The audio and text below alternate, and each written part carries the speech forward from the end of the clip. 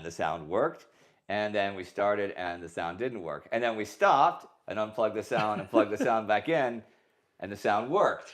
So yeah, our string of perfect live streams continues. Anyway, I'm Indy Neidell. I'm Spartacus Olsson. And next to me is Astrid Deinhard. She's going to be doing the questions and stuff. And Manu's doing the camera there for us. Say hi, Manu. Hi. Hi, he says, too far away from the mic. Yeah, it is the end of World War II. And I am assuming that all of you watching this have just seen the final episode, which I hope you liked, and the series, which I know you liked. And I wanted to start off with one thing. Today's September 2nd, right? You say the Japanese signed the surrender on September 2nd. And I said 6 years and 1 day, but it's not really 6 years and 1 day since the war began, or since September 1st, 1939. It actually is 6 years.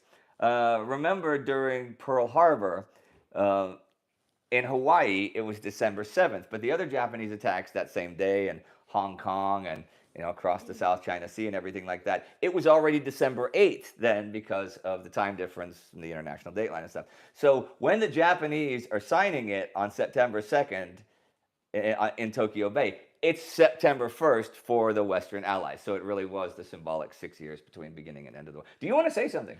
Yeah, sure. I mean, how do you feel? I know how I feel. How do I feel? So I thought you were going to say something about yourself or about the war.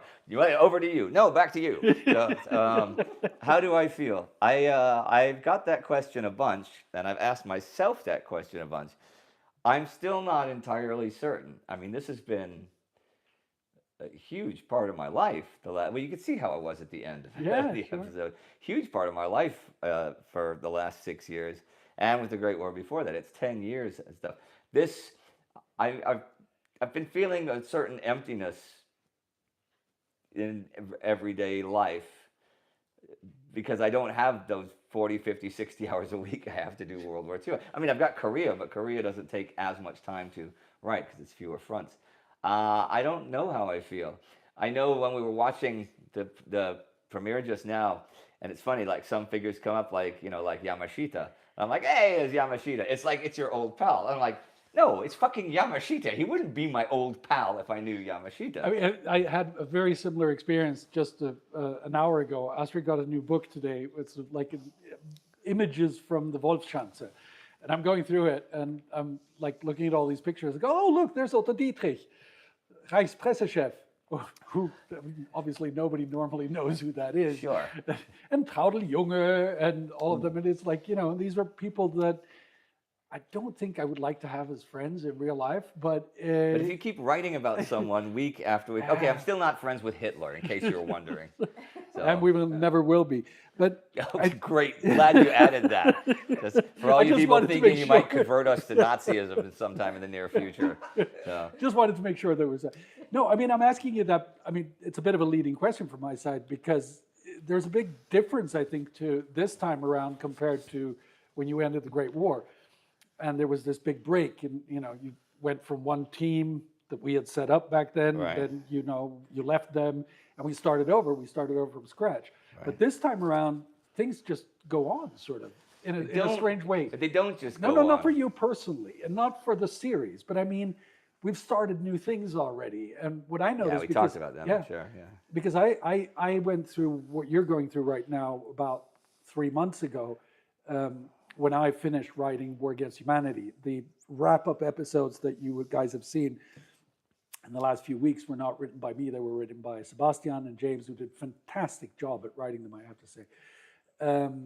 And there was this very big feeling of emptiness in the beginning. Yeah. But then eventually I started kind of like going like, well, it didn't end, did it? Because Indy keeps on coming back. Yeah, that's true.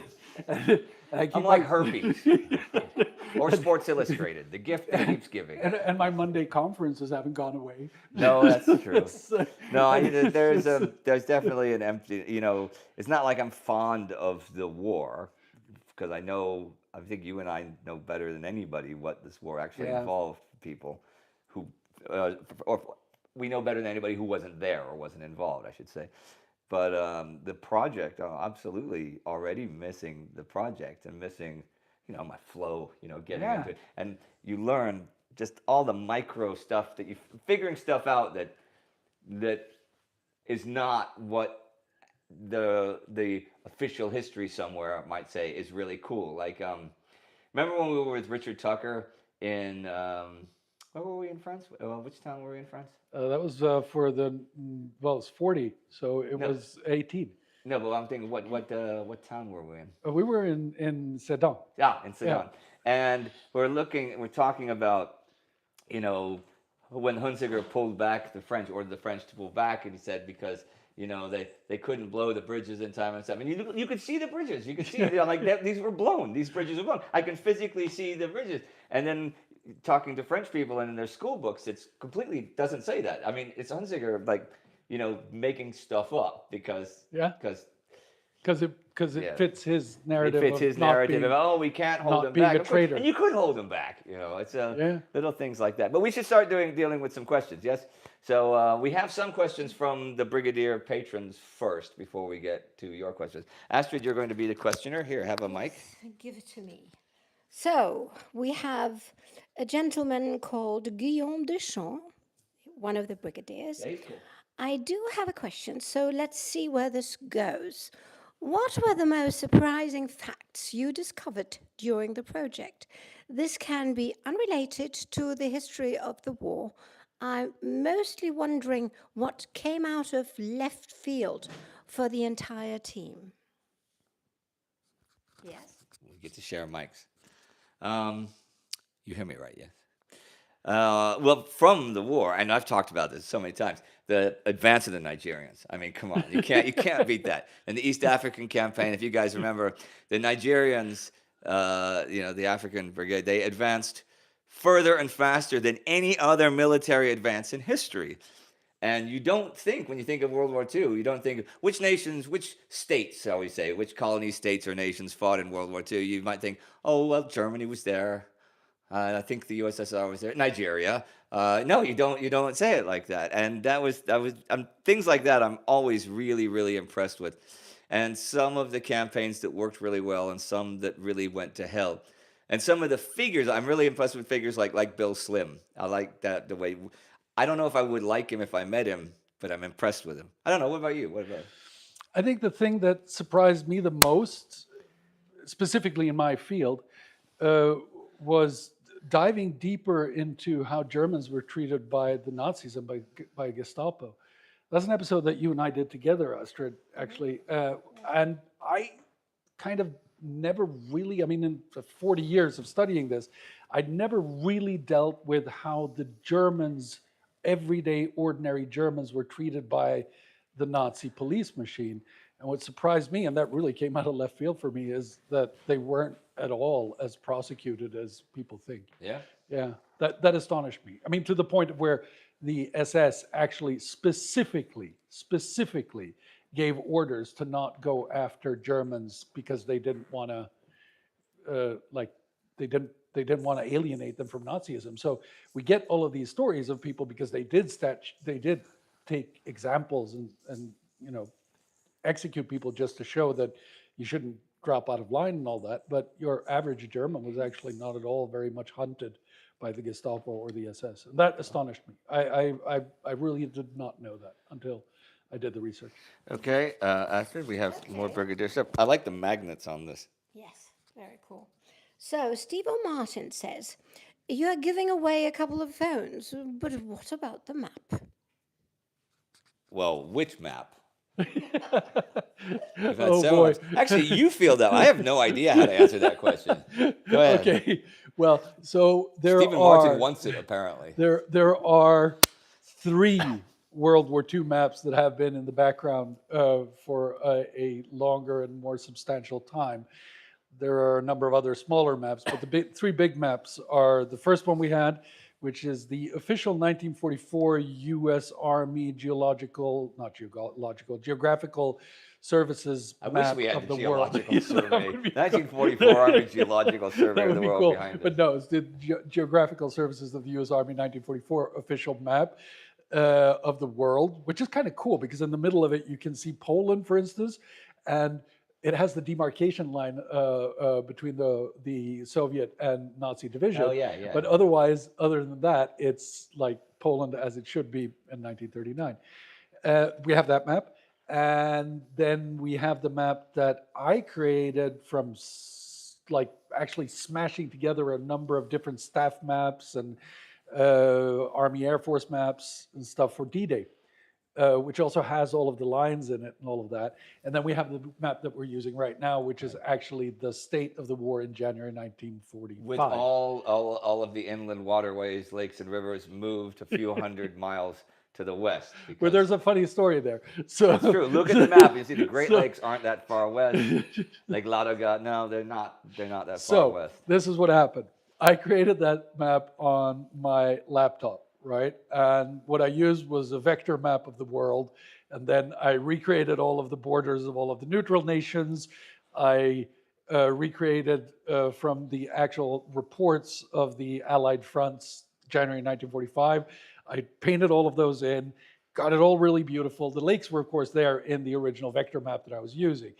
And this is all happening on my very small screen. And then I exported it out of Adobe Illustrator and sent it off to the printer and got it back in 360 centimeters by 200 centimeters and plastered on the wall. And I still did not see that in the last moment when I had exported the map, I must have slipped with the cursor and moved everything about 250 kilometers in that direction. And that layer was all of the lakes. So I didn't see that, and I didn't notice it while I was actually putting it up on the wall. But to really make a short answer out of this, these maps are, like I said, they're 360 centimeters. So what's that? That's like 3.6 meters. Yeah, no, 18 feet. But they're 18 feet by they're 6'6". Really big maps. We might, and I'm saying we might make a printable version of them to buy, but it's not that easy because when you take them down to that size, you can hardly read what's going on the map. So it's really... All right, Astrid? Yeah. Yes. So the next question comes from Mr. Jeff Patterson. He is a captain. My great uncle, Joe Frank Webb, fought in Anzio, and the family says he was never right after it. Could you speak about PTSD soldiers suffered after the war from that battle or others? Ooh. Well, that's a great question, but I don't think it's a question for this, because that's the kind of thing that we do full special episodes about, because you have to not only talk about the different kinds of shell shock, PTSD, whatever you call it, that you got in different places at theater, but how each different country treated it. The British treated it differently from the Italians, from the Soviets, from the Americans, and you can't answer that question without going into that and going into specific examples of medicine and things. I've done a video about it already. Yeah. And I agree with Indy. It's impossible to cover in a format like this. You should go back and watch that video because it does actually give information on how the different Allied and also how Germany treated what was not yet called PTSD, because they really hadn't fully discovered the effect of it, and they didn't until a long time after the war. But go watch that episode and you'll get most of the answer to that question. Anzio would have been interesting because being stuck there under fire for 4 months before you could break out, something that was supposed to happen the first day, and that was relentless day after day after day after day bombing. So I'm sure you had, it was great uncle you said, or uncle? Yes. Great uncle. I guarantee he was far from the only person on either side that was going to have some serious long-term damage from that. And like, the clear thing is that war is terrible and it really destroys you, and people at that time did not know about it. It was only after the Vietnam... Sorry, I've given her my mic. It was only after the Vietnam War that we really started diving deep into the PTSD effects of warfare. So the great generation whom your great uncle belonged to very much suffered in silence. And I hear it over and over again when I speak with family. And actually, I had the privilege of speaking with a lot of veterans who opened up to me because of what I'm interested in and what my passion is in life. And they all said the same thing. I really don't like talking about it normally, and I don't talk about it to my family. So it was very much swept under the rug and is one of the really tragic things that happened after the war.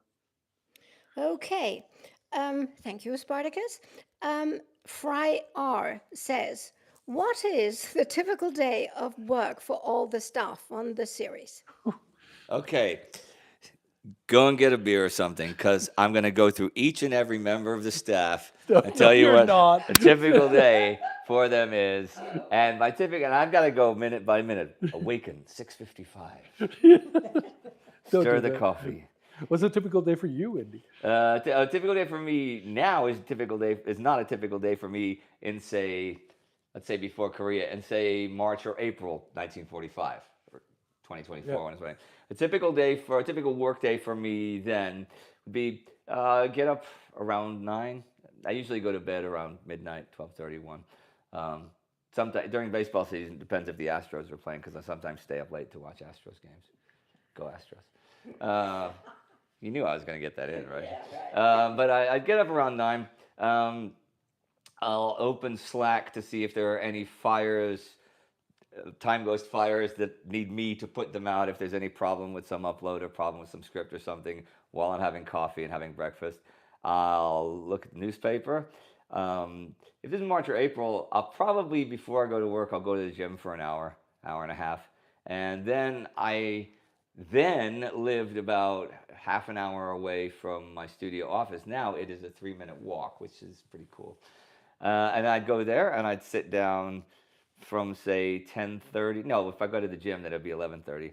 11:30 to maybe 5:30 or 6, and read books about World War II. It doesn't sound like the best job description, but most of my work was reading. And if you see, like, the behind me in the office there's like 300 something World War II books, and I'm writing 2 or 3 weeks at the same time. I don't just write 1 week then the next week, because I have to figure out how something's going to go before I can attack it. And especially with conferences and Potsdam and Yalta and things like that. So I'll make blocks of text and blocks of reminders and move them around and say, I'll really flesh out what I want to talk about more this week. But I'll do more reading than writing. Let's say if I'm working on 3 episodes, if it takes me, I don't know, 2 weeks of work to make those 3 episodes, the writing will only take like 3 days. It's the reading and organizing that takes most of that. And then I'll go home and I'll say, honey, I'm home. I don't say that very often, but I should say that more often. To my wife, Emily, and to the cats. And the cats will come up and tell me that they've never, ever been fed, ever in their whole lives. Oh my God, they've never been fed. Can I please give them some of this food that they've heard so much about? And then Emily will tell me that she just fed them like half an hour ago. And then we'll eat something and we'll hang around and maybe watch something, maybe go for a walk, maybe go to a bar, depends how I feel. And she usually goes to bed before me because she has to get up earlier than me for her work. And then that's a normal day. That's like 2 or 3 days out of 7. I mean, for us, it's a little bit different. If you look at Astrid's and my days, it's at points our days looks like that as well, because we're working on writing something. But other than that, we're also managing and producing. So it's pretty much standard management stuff we're doing, talking to people, having meetings, writing emails, and back and forth, and all of that. Moving, shaking. Yeah. But also because right where we're sitting right now is actually our home. We also have and we have the studio here. And with a small company like ours, it means that we're doing a lot of handiwork. We're really doing a lot of physical manual labor, building studios, building sets, taking that apart, putting back together again, fixing lights, arguing. You got to argue sometimes. Yeah, we do that as well. And so I think that out of all of the people, and Marek, I think, has probably a very similar situation, but less organized towards the physical label. Marek, who runs our post-production. But for all of the other team members, our workflow is pretty compartmentalized, like in all media productions. So that means if you take somebody like Irina or Simon James or Caro Dolega, who do editing, we have more editors than that. I'm just taking those as an example now. They will get edits assigned, and there will be files in our Dropbox system, and then they fetch the files, and then they start assembling episodes, first cleaning them up with whatever errors. I do very few errors. Indy, all the time. But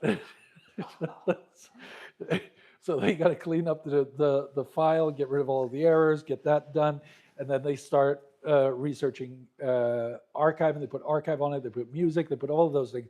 But they're really focusing on that, and that's what they should be focusing on, because that's a lot of work, and it's an immense. We're very compartmentalized. Yeah. I mean, and our writers, I mean, they're doing exactly what Indy's doing, but in a different area. So they have a task. I have to write a special. And the thing about writing specials or writing a small miniseries is that if I compare that to my work with War Against Humanity or Indy's work with the weekly World War IIs, it's kind of different, because you really have to start from scratch with something that you have no, like, you don't have a starting point in it. So you have to really go back and do a lot of background research. And even stuff you're not going to use, you still need it to know. Read and read and read. So on average, it takes 4 to 5 days to write a script, and I would estimate special, special. And I would estimate that for most of those scripts, that'll be about 3.5 days of research and 1.5 day of writing. That's basically it.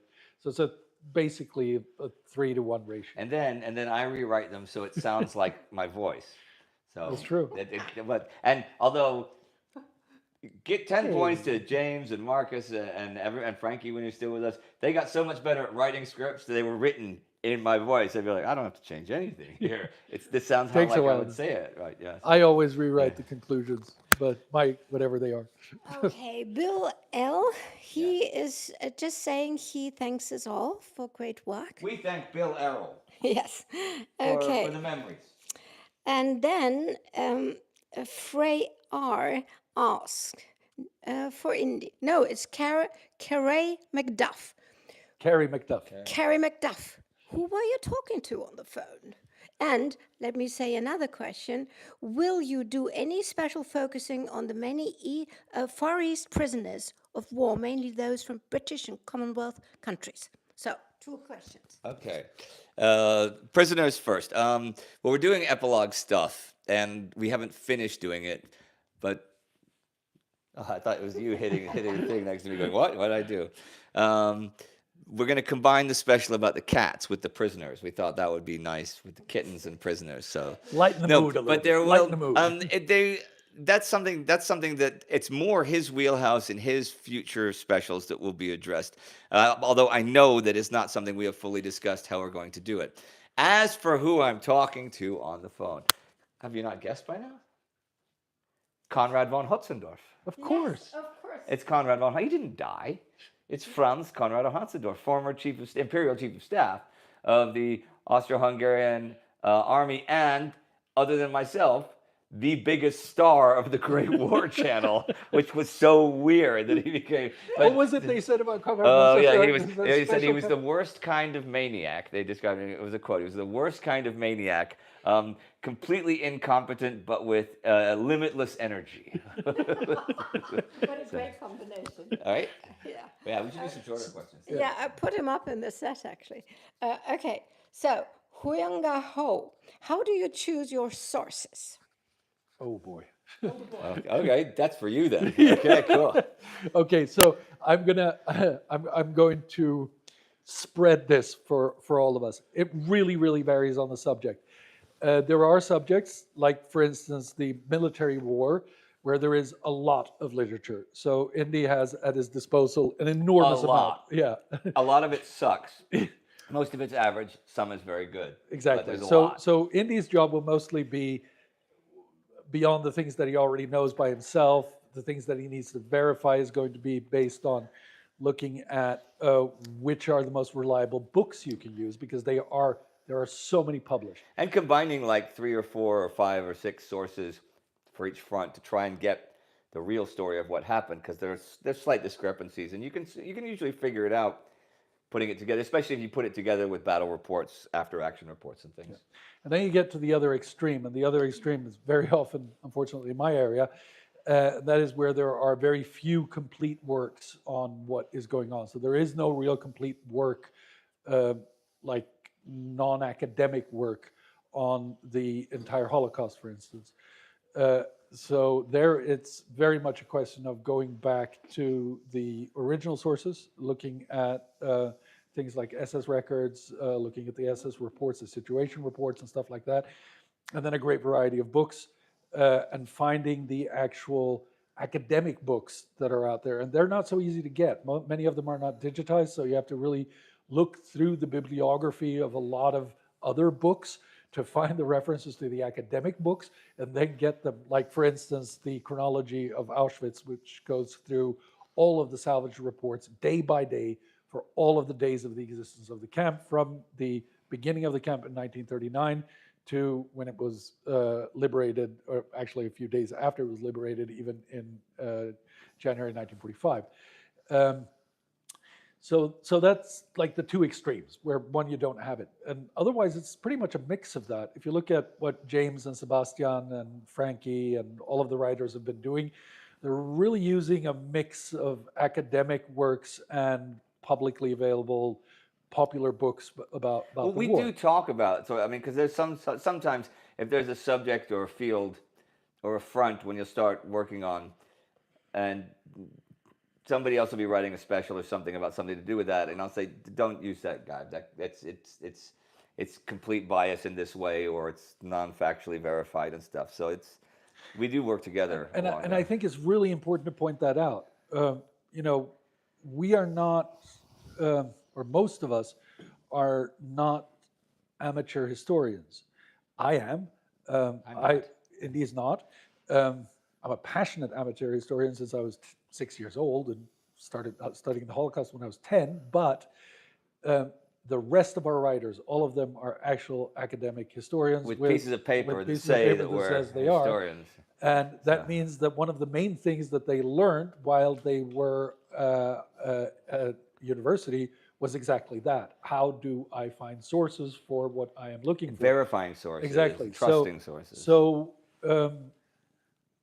that is really the answer. We do it the same way as every other historian does it. We do our work in looking up as much information and material as we can in the known areas. And now with the new series we're coming out with, Sebastian is actually sitting in the archives in Vienna and in Munich and in other parts of Germany and looking up all of the old newspapers. And he says when you're sitting, he says, you've never lived till you're sitting around in a newspaper archive with 25 months of Nazi newspapers next to you. And you get the looks. So, well, yeah. All right. Okay, so here I am. Diego S. Were there at any point throughout the years where it wasn't certain you could keep going on, both financially and emotionally?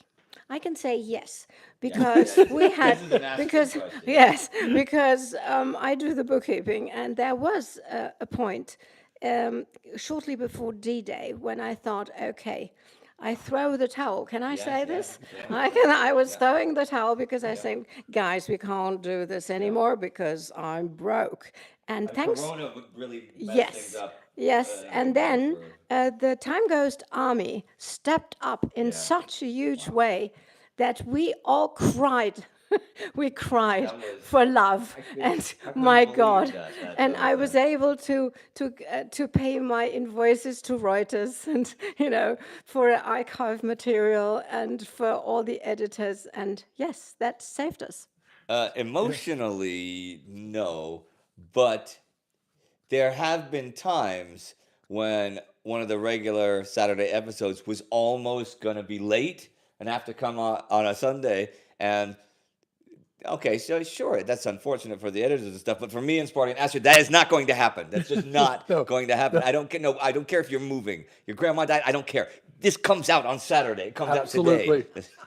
I totally agree with that. I think that of the three of us, I'm probably the one who came the closest to emotionally saying, I can't do it. I think Astrid suffered that a little bit as well because she had to live with me while I was doing it.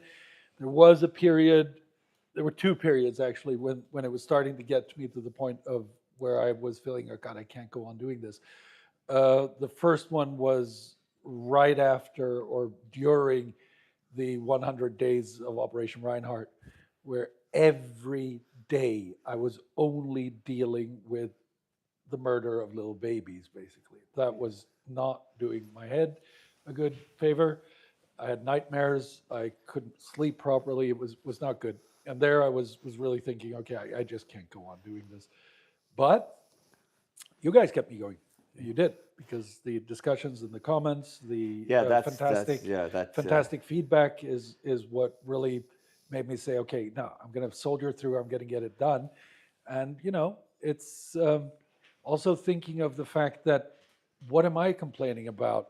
I'm sitting here reading about it. I didn't suffer through it. Yeah.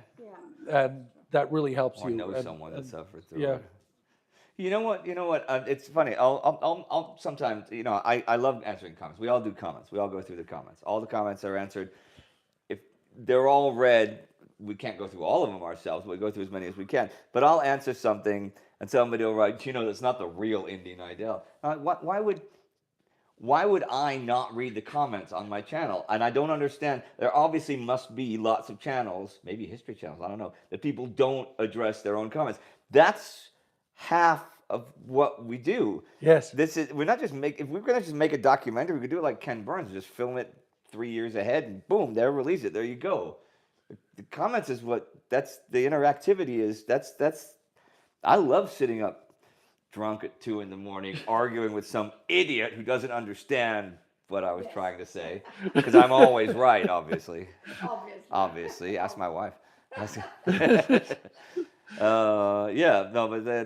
the comment, he's right though. The comments will keep you going, and that's something, especially when people add something to the overall college conversation, to the overall knowledge of the war, to their comments. Even those that contradict, like some of you will have noticed I get riled up at times. I don't really get riled up. It's just I have to answer it that way. Gets riled up. Yeah, but even those are really important, because I said it already during our wrap up breakfast club, and I'll say it again. It's the fact that we're keeping a dialogue going about one of the most significant events in human history, if not the most significant event in history, and definitely the bloodiest and most terrible. That is really important. Keeps it alive. Yeah, keeps it alive. Yeah. Okay, Matt Salem. Don't put your finger on top of them. Oops, Matt Salem. Okay. He wants to know, will there be any more Out of the Foxholes video shorts? Video shorts?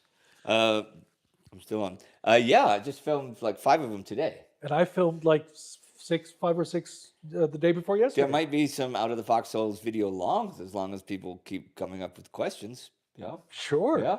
Yeah. Okay. Oh, sweet and to the point. Whoever that was, thanks. Okay. Matej Benczek. What is your favorite less-known battle or event of the war, and why? Thank you for all the amazing work. Love from the capital of the Slovak national uprising. Uh-huh. I think I know what you're going to answer. I know what I'm going to answer. At least you know what you're going to answer? I don't know what I'm going to answer. What were you going to answer? Sietse Kenter. Sietse Kenter. Yeah, obviously. But the thing is, I didn't know about that battle when I started doing the war. It was through the work I do with Sabaton History, that they have an episode they have a song called The Last Battle, which really, we did a special episode about it if you go back to May. Yeah, the Siette, that's crazy stuff. Yeah, German and American soldiers fighting together. Austrian, to be fair. Okay. So, the opposing sides that fight together there. And it's weird how 1945 got when things just spun out of control, because when we did the Indonesian War of Independence miniseries, in the fall of 1945, you have British and Japanese soldiers fighting together in 2 months after Japan surrenders and stuff. So yes, the situations can make strange bedfellows. And on a fun side note, Mano, who's doing the camera here today, right behind there, he's actually from Vögel, which is where Siette is. Right. Yeah. So yeah. He make a movie about it. Well, I would love to make it. It'd be the greatest movie. That would be the greatest movie. Yes. I mean, you have a former French chief of staff, army chief of staff. Charles de Gaulle's sister. Yeah, Charles de Gaulle's sister. You have a former French prime minister with a machine gun, Paul Reynaud, 65 years old, with a machine gun. MG42, I think he has. I mean, that's and if you write the script, you'll be like, no, it's too unbelievable. It really happened. These guys really did these things. That's crazy. All the bizarre VIPs, very important prisoners, were there. Okay. Yeah, if you hold it like this, then you don't hit any of the buttons. Okay. So, Miss Melissa, she says, thank you for 6 awesome years. I am hooked by the Korean War. Kudos from Switzerland. And now a follow-up question from a past World War II live stream years ago. How is all your sleep quality today? A sleep researcher is asking. Okay, I'm probably not the person to ask about that. Starting when I was in my late 30s, I had nearly a decade of just crippling insomnia before we started doing all these things. And, they tried prescribing this and that, and nothing worked and stuff. And they sent me to studies. And, I had to keep a diary of how often I slept. And there was like weeks when it would be 23, 25 hours that I slept in a 7-day week. And we're going to do a measuring thing because usually people exaggerate their sleeplessness. And it turned out I was optimistic. I was actually sleeping less than I thought I was. That was slowly taken care of starting in 2014. My sleep has been weird since Corona because that changed a lot of my physiological stuff. I've got some strange lasting effects, nothing that's crippling or weird. But I've been very twitchy in my sleep the last year or so, and I don't know how to fix that. But I do sleep okay, so the war itself doesn't affect my sleep. Which I wish I could say the same. The war did affect my sleep, but the thing is, we're both the wrong people to ask this, but it's going to be interesting for you, Miss Melissa. I was diagnosed when I was I think I was 8 months old. With rhinocerosis of the face. That's what he's got. I was diagnosed with absolutely nothing, although I was only sleeping 8 hours a day. And a day? Yeah. And I was not even a year old. Oh, you were okay. Yeah, I was not even a year old. I thought you were an adult sleeping 8 hours a day. My parents were very worried, and they took me. They did all kinds of tests, early EEGs and the whole thing. And the doctor then, when they'd done all the tests, they'd had me in a sleep lab and all of the things as a baby. And the doctor said, "Well, I've got good news and I've got bad news, Mr. and Mrs. Olsson. The good news is there's nothing wrong with your son. The bad news is he needs very little sleep." And he's got rhinocerosis of the face. I've got that. Disease. So that has been with me all my life. I have read a lot about your field because it interests me. And as far as I understand, and I'm a complete amateur here, so I'm talking probably out of my hat, but I have a fairly natural sleep as people did before the time of clocks.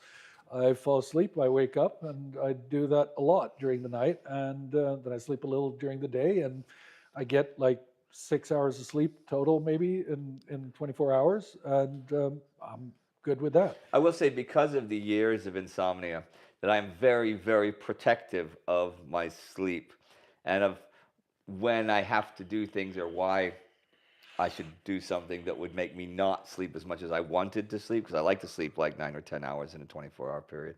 I still do voiceovers for commercials and things, and there might be a job saying, okay, so can you do it Thursday at this studio? Sure, I can do that. Can you be there at 9? Yeah, I can be there at 9, but I could also be there at 2 in the afternoon. And then usually they go, oh, yeah, okay, well, 2 in the afternoon is great, because I'd rather sleep. And I can answer for Astrid. She sleeps like a baby. Yes, I do. Yeah. Happily. From midnight to 8 o'clock, like clockwork. She's sleeping in the And I'm backyard happy today. to do it. She does. All right, you want to? Okay, Sure. I want this thing. Yep. Okay. I super chatted this in the premiere, but what did you think of my suggestion of doing one of these day By day what? Oh my God. I super chatted this in the premiere, and it is Teddy who asked that. But what did you think of my suggestion of doing one of these day by day series on the American Civil War? Day by day. That's what he said. I think if you are willing to pay the millions of dollars it would cost to do a day by day series on the American Civil War, I'd give it a go. Yeah, That would require a couple years of preparation. there's a caveat there, though. And the caveat is that anything that happened before 1896 is very difficult for us to We illustrate. don't have film. We don't have I know a lot of history channels do that. There are a lot of documentaries about old things. But if you want to make something that's really engaging, you need moving images. Otherwise, it's better to do a podcast, to be honest, or write a book. Or you have to have enormous amounts of money. So there are these reenactment possibilities, I think, and now I'm just going to go out on a limb here. I think that this is going to come to pass, and I hope that I'm not too old to be part of that, and that it will happen during my career. Right now we're developing it leaps and bounds, but I think that with the help of artificial intelligence and the creation of images, we might very well get to a point where we can soon, at an affordable level, do similar things that we've done for World War I and World War II for conflicts like the Civil War. I don't think that the current world of AI is anywhere close to that. And seeing people try with what they do on YouTube and other places today makes me really angry, because it's a bit of a disservice to the topic that we're dealing with. If you're going to deal with ancient history, well, do it, but don't do it with the very poor effects that AI have currently in order to create illustrations for it. And the simple reason there is not because I have something against it on a taste level or anything like that. It just turns out to be wrong. And it's not just a question of, oh, well, it doesn't look good. No, it's wrong. I see all of these shorts come up to me talking about like emperor this or emperor that or queen this or queen that and what they went through. And it makes me angry because they're actually creating a false feeling of what happened back in those days. And that is not what you should be doing. You can do fantasy then. That's fine. There's tons of opportunities to do fantasy stories, but don't delve into our field of factual historiography. Something I want to point out. If you meant, you wrote day by day, but if you meant week by week, that is something I could consider in future doing the American Civil War week by week. But day by day, I think you realize, like the D-Day project, just doing the 24 hours of one day, I mean, diving in depth into that, took a massive amount of time, an enormous amount of resources.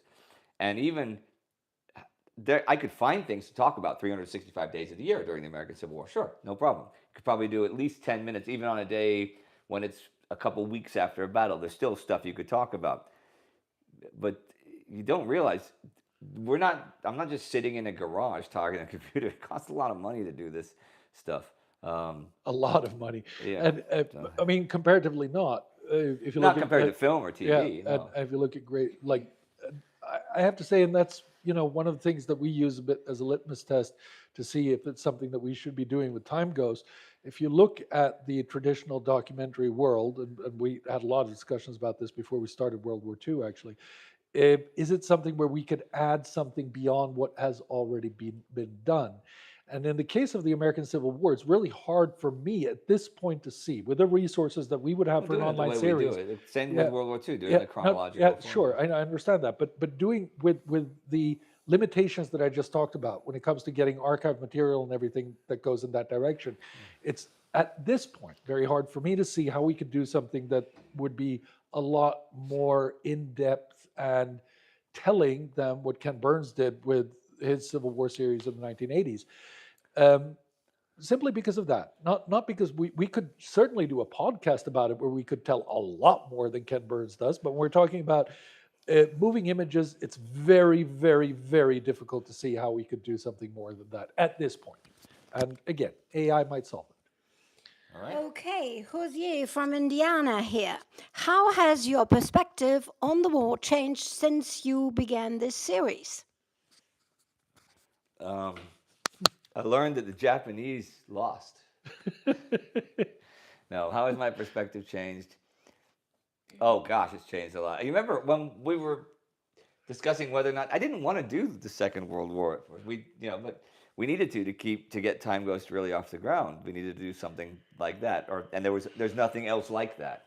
I had to force you. But Yes, you did. I didn't think it was going to be as interesting as I did. And what really, really blows my mind is I knew the scale, and I'm a historian. I know a lot of stuff about a lot of history. I know a lot about the Second World War before covering it.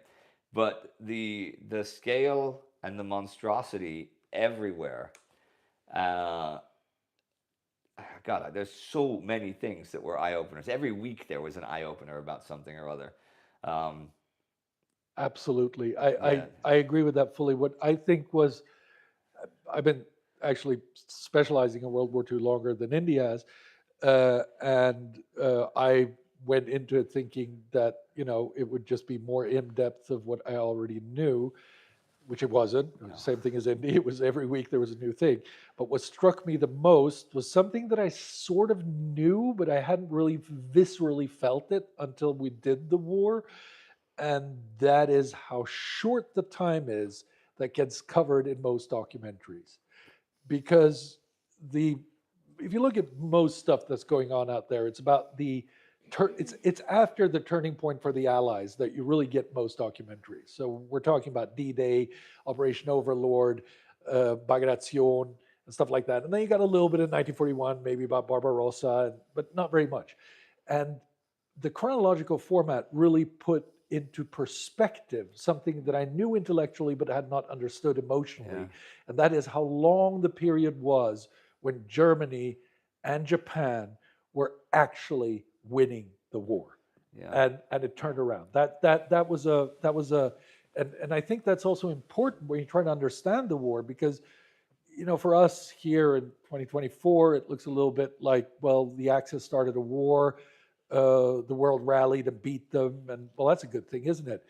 And with 2020 hindsight, it kind of looks, and it doesn't only look, it is kind of obvious that was going to be the outcome. But if you were alive in 1942 or 1941, it didn't look like that at all. That was not a definite outcome. It was not at all. And it was month after month, week after week, day after day, hour. Bad news. I mean, how many times the British got kicked out of Europe, out of the European continent, 3 times? Yeah.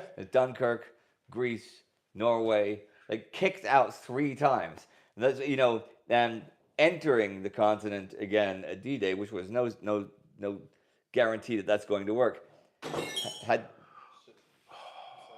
It's okay? Still going? Had that, I don't think people understand the British mindset, and had that failed, after all those failures, that was something the Americans didn't have to quite deal with. They hadn't suffered that amount of failures that the British had, that the Allies had, the French, Canadians, everybody had. There's so much more on the line than people realize. Yeah, and just look at Southeast Asia as well, or South Asia. Myanmar, we think of Myanmar and how, the Japanese took Myanmar. Well, they almost got to India. They were close to getting to India. They invaded India. The Japanese invaded India. I didn't know anything about that before I started covering that. It did not look good for so long. And even if, eventually we all understand, once the juggernaut of the American industry would come to bear, and once the enormous human resources of the Soviet Union would be spilt on the battlefield, yes, it's obvious that the Axis would lose. But wasn't then. That was not what it looked like in 1942, that's for sure. Yeah. The Burma campaign, that was something very interesting to learn about. There you go, give her the mic. Okay, Christoph and Joshua Geem want to know, will you cover the Nuremberg and Tokyo trials? Absolutely. As part of the epilogues that we do, I've gotten this question many times under the videos, and I try to catch all of them and answer, yes, we will. I also got the question the other day if we were going to cover it in real time like we have the other rest of the war, and my answer to that is absolutely not. that would be like watching paint dry, and it would be like watching very toxic paint dry, and it would be incredibly boring. I have read most of the, not most, that's not true. I've read a large portion of the protocols of the trials because I have to, already in my coverage back then, to understand later what happened, because a lot of the information that we have about the Holocaust and other things come from the Nuremberg trials. And it is a court proceeding. So it is fantastically detailed and it is fantastically boring. Yeah. But we will cover it, and we'll cover both sides, and we will do that pretty soon, actually, although we haven't fixed the date for it yet. Okay, ASW. Oops. What? Now he's gone. Will you guys think about doing nation special episodes before World War II, much like you did for the Great War? That is something we will not be doing. We did the Between Two Wars series, which covers a bunch of stuff that was going on in many of those nations. If you saw the premiere, you'll know at the end the Rise of Hitler is coming out, and that's going to be covering Germany month by month from the beginning of 1930. We plan similar things for some of the other aggressor nations. Well, we haven't ruled out doing some of the other. We could do eventually the U.S. or Britain or whatever. I enjoyed doing those for the Great War, but you got to realize that when you do like a background special, like when it would be like, I don't know, Serbia before World War II, it would be 100 years of Serbian history compressed into 10 minutes, and the last, what is that? That's a Hornet, yeah. The last 5 years before would be the last part. No, I don't plan on doing that. I know people have asked that before, but it would be very different because it would really only have to be what's been going on since the First World War. And like I said, we covered a lot of that, or what I thought was most meaningful in Between Two Wars. There's action here. Yeah, sorry, we have to catch these hornets because Astrid is terribly allergic, and we really shouldn't have them. So Manu, I have to tell Manu what to do. Get the sieve out there. There's a kecha. Catch them and let them out. Is it more than one? Okay, It's two. one question. No, Manu, here. By David Boyd. David Boyd. Yeah, will you speak about how gypsies were treated after being liberated? After being liberated, that's more your field. I didn't hear the question because Will you talk about how the gypsies were treated after being liberated? well, we're actually going to cover not only how the Sinti and Roma were treated after being liberated, but we're going to look at the aftermath for all of the victims of the Holocaust. These are going to be War Against Humanity specials that come out later in the winter or autumn and winter, where we'll be looking at the after effects and also the long-term effects, the inherited trauma that is still a thing to this day in 2024 among the families of those who suffered under Nazi crimes. So the simple answer to that is yes, but not as a specific single episode. Okay. Yeah. Okay. Red Thrower asks, have you had any favorite moments? Pearl Harbor and D-Day were epics, but I think my favorite was November 1942 with Torch, El Alamein, Uranus, and Guadalcanal all kicking off at the same time. Yeah. Yes. Well, that's, it's funny because when I try to explain, and I was just trying to explain a couple nights ago, and when I try to explain what I think is good, I won't say better, but good or different about presenting the war in a chronological format instead of battle focused or person based or nation based, is you can watch 20 documentaries about the Battle of Stalingrad, and you can know the minutiae and the details, know everything that happened every day of the Battle of Stalingrad. But if you don't understand how it relates to Guadalcanal and Uranus and Operation Torch, which were all happening at the same time, then you can't understand then I don't think you can understand the Second World War. I like that we've got the drama going on in the background here. Manu is trying to catch a hornet with a big sieve. Fishing net. So times like that are the hardest to cover for me because there's so much action on so many fronts. but they're also the most interesting.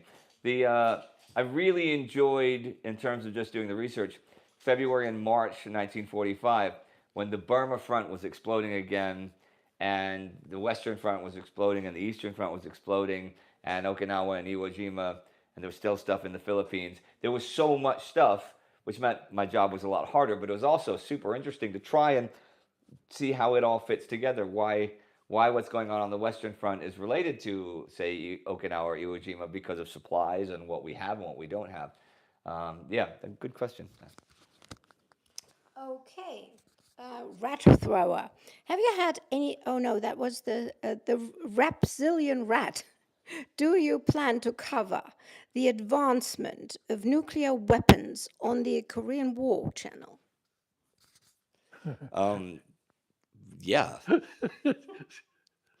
It would be hard to talk about stuff that happens in the World Dictionary we cover. He was in the first episode. If you look up the World Dictionary, we did a thing about people that were complete assholes throughout history, or might have been complete assholes, and then we analyzed. And we had a lot about Curtis LeMay and the Cuban Missile Crisis as well. That's true. Where actually we covered already some stuff that belongs to the Korean War because it was a significant background to what was going on during the Cuban Missile Crisis. But the 5 years between World War II and the Korean War, there wasn't a great deal of development. A lot of the development really came in the 50s, which again we covered the whole missile gap and the arms race, bomber gap, yeah.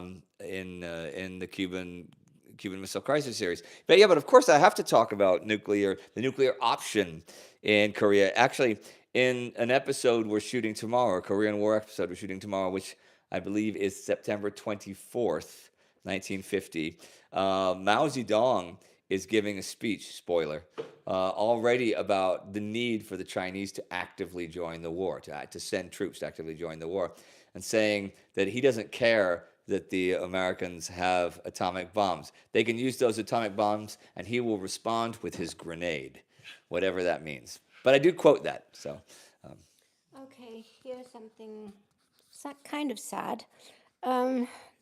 Ragdoc. I was looking forward to joining you and Munich to celebrate the end of the war. Unfortunately, I still can't fly after cancer surgery. Will you toast to my grandfather, Ray Erickson, U.S. Army, from Omagh, wounded at the Bulge and liberated from Buchenwald? From Omaha. From Omaha. And what was his name again? It was Ragdoc. No, the name of the person to toast. The name of the grandfather, Ray Erickson, U.S. Army. We will absolutely toast to him, and we'll toast right now to Ray Erickson from Omaha, I guess that's what you meant, Omaha, Nebraska, wounded at the Battle of the Bulge. Yep. We'll have a toast to Ray Erickson at either the fan meet or at Oktoberfest for you, Ragdoll. And we'll film it for you. Okay, we will. Hello from Norway. My question for you is, what were your favorite books on World War II that you... God, she is smelling. Yeah. That you read during... It's our dog. Our dog is smelling really bad. Okay. That you read during your research. I would love to hear which ones you enjoyed the most and which ones you found the most interesting and informative. So that was hard for you. Some favorite ones. I like The World at Arms, the Weinberg book. I thought that was great. Even though it's very old school, and I've had this discussion several times, I do like Martin Gilbert's The Second World War. And people are like, yeah, but that's so old and so much has changed since then. But it is the only book about the entire war, not about a battle or a campaign. The only one I know that addresses the war against humanity simultaneously with the war in the field. Like A World at Arms is fantastic about Yalta and Potsdam. It doesn't cover the Holocaust. It doesn't. People tend to compartmentalize and stuff like that. All the David Glantz Bibles, because they're as big as Bibles. I don't think I have one single favorite. Do you have a favorite? No, I don't. I mean, I would agree with those. I'm also old school enough to always go back to William Shirer. I haven't read that I haven't read that since before we started World War II, actually. Yeah, so. But I go back to there's a lot of things wrong in it because a lot of things we worked out later Yeah. on that weren't quite accurate, although he was a first-time witness, but it's still a fascinating book. And I think the most informative book, and I mean, these are not books that any of you will want to read. I already mentioned it, The Chronology of Auschwitz, which really gives you an absolutely terrifying insight into what was going on, because it's just, it's very dry, because it is the actual SS reports just translated into understandable text, hour by hour, day by day. Terrible, but very, very eye-opening for what was going on and how it went down. And the other one, and that's also a book that I mean, it's almost unreadable. It's not a book, it's actually 17 books. It's the 17 volumes of the SS situation reports, Meldungen aus dem Reich, that go from 1933 to 1945. And it gives you a very deep insight into things that we historians have a hard time to grasp. Like, for instance, we talk in theory about the effects of bombing of Germany. But once you read the SS reports, you start getting the nitty-gritties, and you start actually getting the reports from the time, the week, when it happened, what people are saying, what the witnesses are. And that really, it really helps you. It helps you get a visceral understanding for what the war was really about in Germany, that specific one. But and there are more like that one, but that is probably the most complete work there is about the situation in Germany from I like the Stevenson trilogy that starts in Africa with an army at dawn and goes through the Western Front, and I also like the Richard Frank stuff in the Pacific War and stuff. But gosh, There it is. yeah, what? Over there, the Hornet. Oh, there's the Hornet. Oh, it's on camera too. Is it? Yep. I'm going to give you this back, Astrid. You can ask another question. These are all war-related questions, which I don't mind, but usually there's a lot of personal questions. Are we just not being fed them, or are they just not asking them? I want to ask Indy and Spartacus one thing. When did you two become interested in history together? I think we have to talk about when you started your project. Spartacus and Indy, starting Watching the action, there's a war history according just to catching a Indy hornet. and Spartacus, Don't which was a very funny we don't story. kill these, even if we they don't could kill Astrid, hornets. because they're very Okay. friendly creatures, Yes. and they're actually protected species, and we love them. You have to But talk we have to get rid of them. when you met. Now, you do that while I let the hornet out. Okay, now Sparty and I have obviously been interested in history since we were kids, but that's not what the question is about. But when we started doing history together, I say it like it's a joke. Like, people are like, well, how did you and Sparty know each other? And I'm like, oh, we met in a Mallorcan whorehouse over the Millennium Shift. And that's actually true. That's let me add something to that, because it's not what you're thinking. I had some friends. I live in Sweden, and Sparty had spent time in Sweden. He's Swedish, and I was one of them. His, I believe, aunt or mother-in-law had a place in Mallorca, and we were going down there, at the end of 1999, the beginning of 2000, to spend some days. And my friends had a friend. This friend Spartacus, and they're like, he's coming too. You're either gonna really like him or you're gonna really hate him. And obviously, it turned out that I liked him and stuff. So we went down there, and how did we end up at what was it called, New York Table Dance? It was called New York Table Dance, which is a high-class, really expensive How did we end up there? whorehouse. Well, It was Rennie's so wife that wanted to go there. let's not name names. let's not. These are actually famous people, so let's not name. Yeah, You didn't have to say that. No, but I mean, therefore, we're not going to name names. We're all We're there, and we're all media folks, and so. well, I didn't mind being at the bar at that place while other friends Can I were ask doing you a so. question? How we ended up there? Okay, sure. Yeah. So I ended up there was that we were actually getting bored one evening, and one of the ladies, wife of a good friend of ours at the time, said, "I've never been to a whorehouse, and I hear they have whorehouses in Mallorca, so let's find a whorehouse." And they did, and everybody thought it was really fun, but Indy and I thought it was actually mostly sad we talked a lot about that evening. It was So not- we it was were a lot of sitting. We spent beautiful 4 ladies, hours. but yeah. We spent 4 hours just hanging out in the bar, and that's when we became friends because I'd said hi to him, and we talked to each other over a day or two. And that's when we discovered a mutual love for history. So sitting at the bar at New York Table Dance Club in Mallorca on December 30th, With some very beautiful naked 1999. ladies all around To be us. fair, that's true.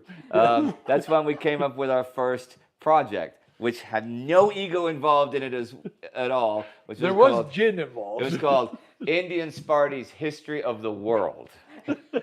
And it was a project. We did spend like a year and a half working on that. So We did. It was, I mean, going back to like 7,000 or 8,000 BC to really start about like the original walled city of Jericho, not the biblical Jericho, but like some of the first historical places recorded, and how, like, when counting, when writing and counting developed, you might think counting would develop before writing, but you'd be wrong.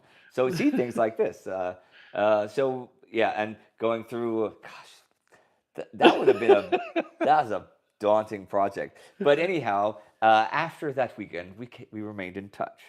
Yes, we did, and along the way, I met Astrid, and we became husband and wife.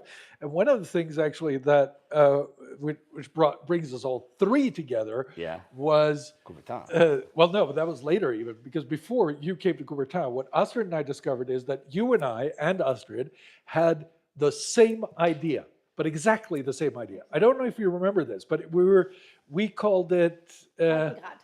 No, you called it Breitengrad. I called it Breitengrad. We called it, I think we called it longitude actually, which is the opposite. But the idea was take a place, go there, drill down through history at that very place, and see where do you end up if you go all the way back to prehistory, right? Yeah. So it's like really like a deep dive through. So say you're at the Karlsplatz or the Karls Bridge at the Charles Bridge. I'm at the Charles Bridge in Prague. Yeah. He said say.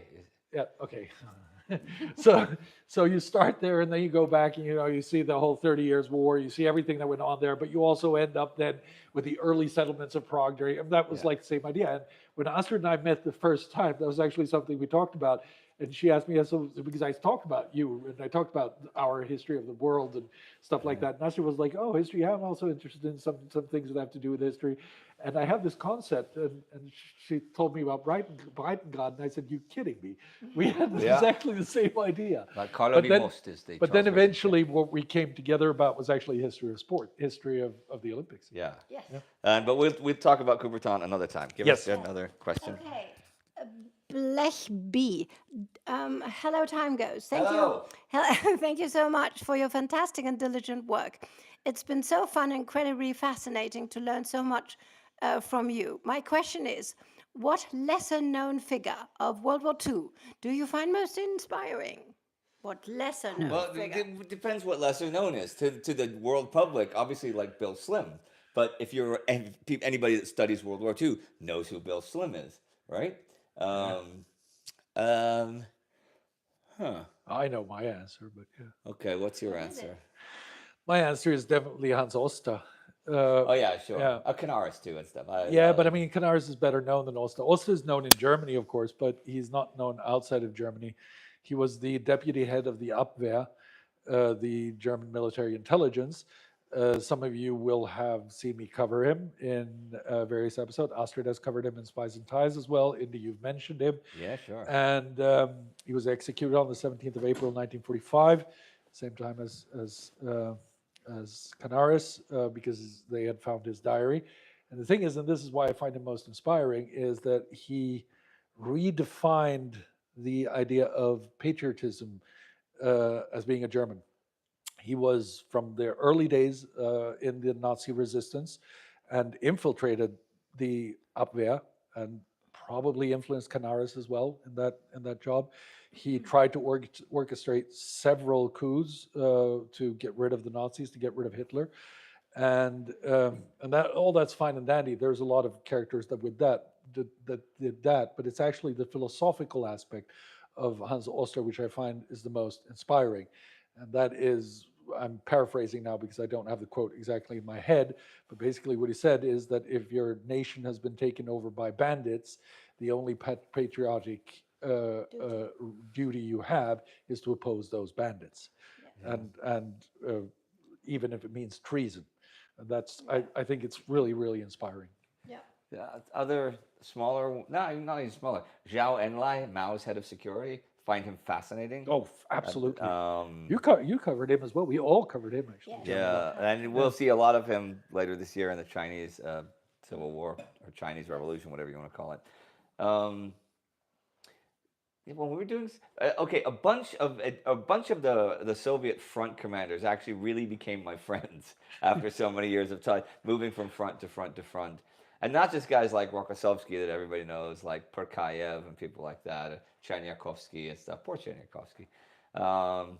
Yeah, that's it's weird that you get such a personal relationship with people that died long before. But you have a bunch there as well, right, Astrid? I mean, what's your most inspiring spy character?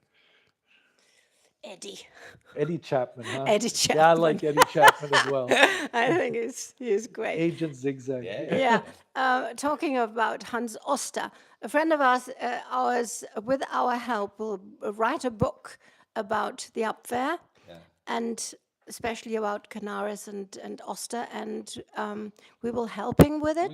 And we will talk to him. He's coming for a workshop to finish this book, and if we are very lucky, we can do a series of this book on Amazon or Netflix or something. Let's No, but it's a good project. It's a great project. It is a great project. And somebody asked in what kind of relationship we are. You and me. Spartacus, you and me. We're married. We're married. and I will say very happily, I don't know, Astrid might answer something differently, but at least I live with the illusion. No, he's great. He's great. I live with the happy illusion that I live in a fantastic... for 20 years. She's the love of my life. That's the relationship we have. Yes, and he's the love of my life. Mwah. See? Okay, I hope everybody's happy. So, listen, Italy Ball. Thank you guys for all of this. I started watching a series to understand why the world is turning to darkness. And I'm now, a much more mature man. I cannot thank you guys enough. Oh, that's nice. Okay. That's not a question, though, is it? No. That's very nice. It's very nice. Thank you. What were any early war you wish you had covered differently? Was there anything from the early war you wish you had covered differently, or things you wish had been done differently? On our end. Covered differently, sure. I mean, by 1945, after literally 9 years of doing organizing and writing this kind of history, if I had the first year or so to do again, the episodes would probably be like 7 or 8 minutes longer each, and they'd have a little more political stuff, a little more in the field stuff. But I was maximizing my time as it was then. It takes a lot of time to write. It's only because I've done it for so long that I could do it, a little more smoothly. Yeah, also, to be fair, because the resources, thanks to the TimeGhost Army, the resources grew over the time that we were doing this. But I still write the regular. Yeah, I know that, but for you, it meant that you didn't have to take as many side jobs to pay your bills as That's you did true. in the That early days. is very true. So it's one of the advantages and one of the disadvantages with a show like ours is that it grows together with you guys, and the faith that you have lent us over time is what has enabled us to do that. But so 10 years from now, we're going to do World War II again. Yeah, no. When we have lots more money. Yeah, so. maybe. We're going to do a reenactment of all the battles. Gosh, imagine doing me writing it an hour a week. So some episodes were half an hour a week. Nobody can watch that though. No, so I mean, what I'm really saying is that I think that we will all say that if we could go back and do the first 2 years with the resources we have with what now. we have now, with the editing we have now, with the sound we have now, with the... I mean, you have to consider that. This is the three of us, 6 years ago, because we made a big cut when Astrid and I made the cut already in 2016, and Indy made the cut in 2018, where we said, no, we want to do this. We want to do this on our own. We want to do it without a big company in the background and all of that. Yeah. But that meant really grabbing the bull by the horns and really doing it by ourselves without the money that you have from a corporations. It's only the TimeGhost Army. And at that time, the TimeGhost Army was 270 euro a month. No, yeah. So And we don't, you notice we didn't do any sponsors for the regular weekly episodes or for War Against Humanity. and so when we That's started, never going to do that. when we started filming in August, we were, first of all, Manu, who was very young back then, helped rebuild, or actually tear down a shed in the garden and build a new shed, which became our studio. This was the first time you built together with me, wasn't it? Yeah, it was. Yeah. Yeah, and we poured the concrete and everything. So it was literally only the three of us. I edited it. I did a terrible job. Well, compared to Irina, you did a terrible job.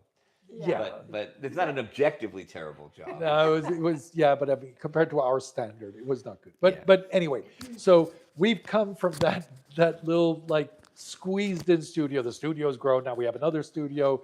We have much more people. We have resources, and it's all thanks to you. So the future is great, and it will be even greater. Okay. So Deshawn wants to know, hi, so glad. Is that Guillaume or what? No, Deshawn. Deschamps. Deshawn. Okay. Okay. Hi.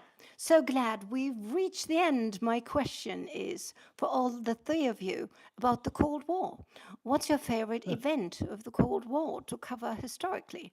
Well, darling, we're going to cover the whole Cold War, and I personally will do it with my daughter. There you go. Yeah, well, no, but they want to know what your favorite event is to cover. I won't know that until I've covered it. Yeah, that's right. Because the things that I had suspected might be my favorite parts of World War II or the Great War to cover turned out not at all to be the parts. I don't know.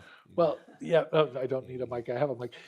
Yeah, I mean, to fill out a little bit of what Astrid said, the Cold War is very much an espionage war.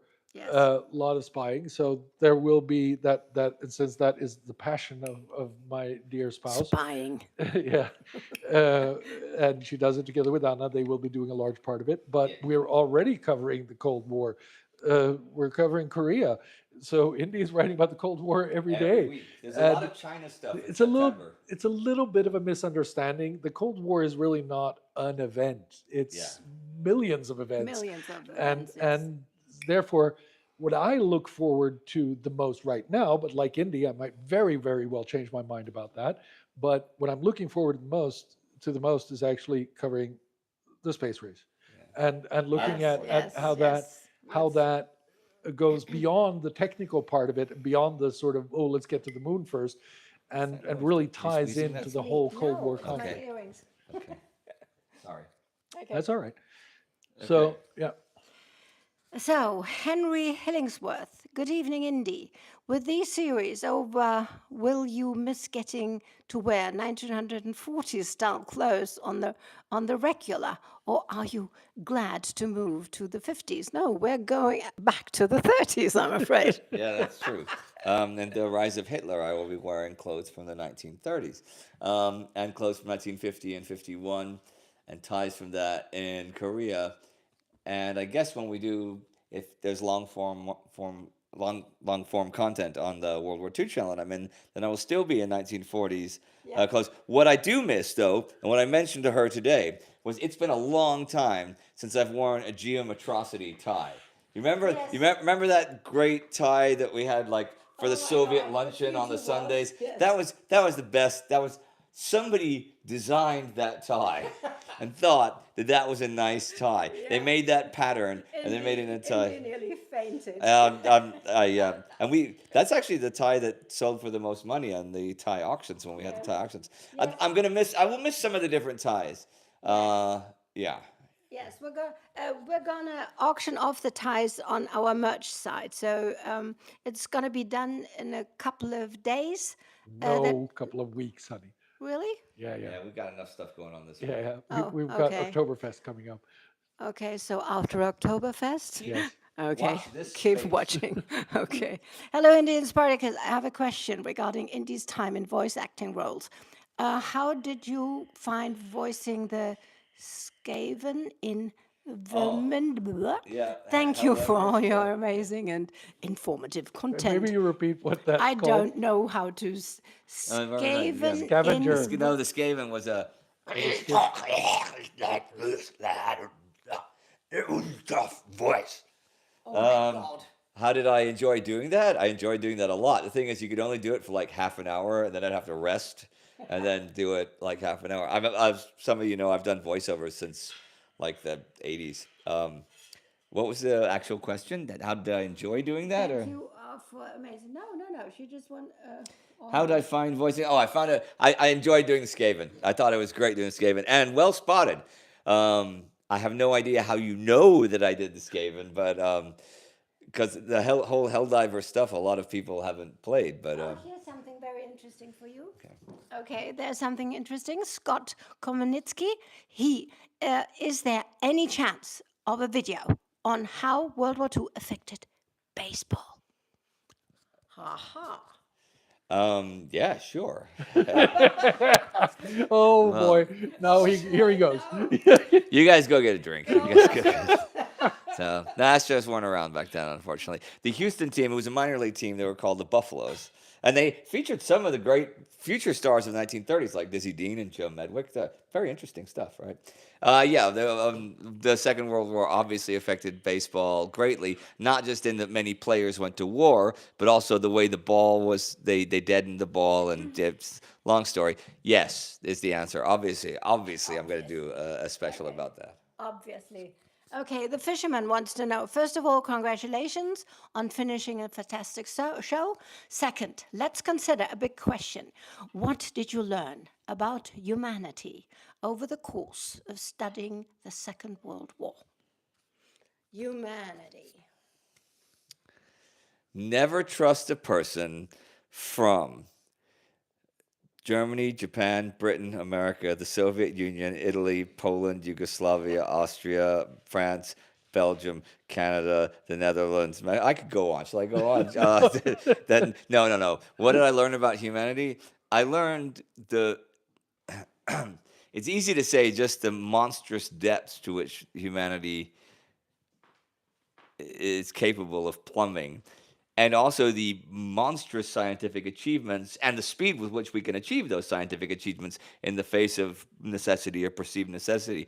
But you also, and you can't leave this out of the equation, you can't leave out the unbelievable greatness that you see, like small examples like when the Soviets were in the Battle of Berlin, and they don't have any food, the Soviet soldiers, and they're still giving their food to German civilians in Berlin who are starving, even after all the shit that they've been through and stuff. I mean, just obviously not everybody, because they're still killing plenty of Germans, but things like that, it's not just isolated. You'll find that on every front, and you'll find that in every nation, people that gave their lives so that other people would survive. And I don't mean in the general sentence like we won the battle so that this country could be free. I mean literally taking a bullet so that someone can drag your friend away because he hurt his leg. Things like that. That's the greatness of humanity.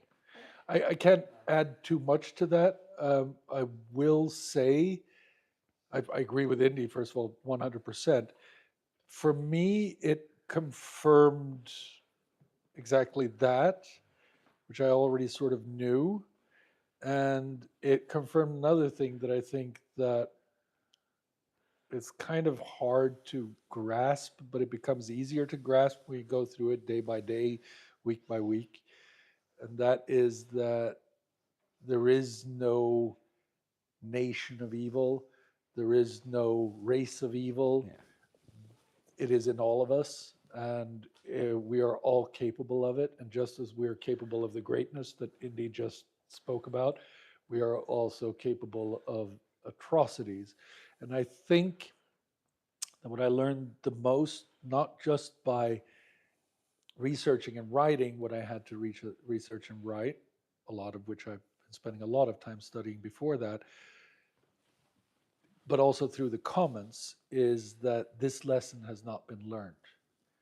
We still think that we are above these things. We still think that only others do it, and that is not the truth. It happens. It's happening in 4 continents right now. Exactly. And it's not them. It's you guys. It's me. It's all of us who are doing it. And the finger pointing that goes on, both when we look at the historical record and the finger pointing that's going on right now in the world, is probably the biggest problem we have. Because if we don't accept the fact that we, as individuals, not as nations, not as ethnicities, but we as individuals are the ones who are responsible for all of the bad things and all of the good things that happen in the world, then we cannot improve. And that was hammered home to me over and over again, more than anything through the And comments. it is easy to see losing the lessons of that. And more than anything through the comments, because I saw so many people who actually do embrace that, but I also saw so many people who still think that they are above and beyond, and they are not. You know, one thing I learned from the comments, and this is it's not lighthearted, but but it'll be a little lighthearted compared to that. Here's something I've learned from World War II in real time from the comments. If someone wants to convince you that the Nazis either were socialists or were not socialists, they don't actually care whether or not the Nazis were socialists. What they're trying to do is paint someone today as either socialist or a non-socialist by comparing them to Nazis. That I have learned absolutely 100%. Anytime someone starts that conversation, just walk away, because it's these bizarre equivalencies and false equivalencies and twisted equivalencies one way or the other, only to try and paint someone today in the colors of someone in the past. It's bullshit. And that goes back to exactly that, finger pointing. Stop it. Stop pointing your finger. Look at yourself. Look in the mirror. What did you do wrong? What did you do right? What can you do better? That's how we improve.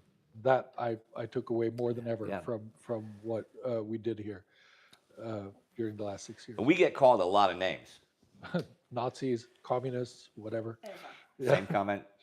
Really, the same video, I can be called far left and far right under the same video.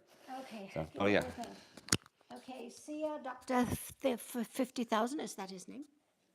Dr. 50,000? See, I don't know. Okay. Hey, do you ever plan on talking about cultural aspects, outcome of the war? For example, music, films, etc. Thank you for the year and stream, by the way. Well, we have already to a certain degree. Charlie and his orchestra. Yeah, we've done several home front episodes about that. It's a difficult topic. We wanted to do more.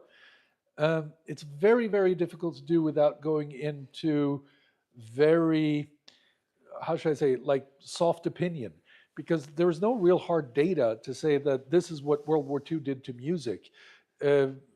You kind of like move off the field of the war and you start moving into so many other areas of culture that it gets difficult.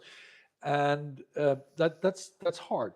So what we're going to do instead, and we've already started planning for how we're going to do that, is that we're going to look at how the aftermath of the war was felt culturally in the different nations that fought on all sides. So not so much how did it change culture, because that's like you're trying to catch an eel.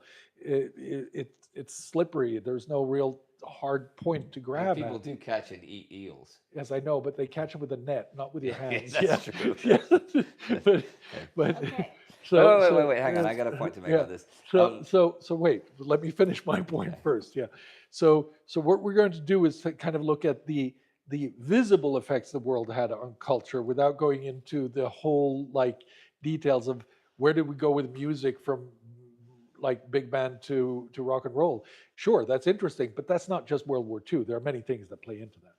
When we started the project and we were thinking about the various miniseries and sub-series and side series, I wanted to have a series that would have come out either every week or every 2 weeks that was only about the global music scene and situation during the war, where you'd follow, it could be in October of 1939, it would be the top 10 radio singles or most sold records in Japan, and talk about those songs and their relation to or not to the war and the musical movements in Japan right then, or China 2 weeks later, or March 1943, the Soviet Union. Because of course you still had songs and radios being produced, and I think that would be.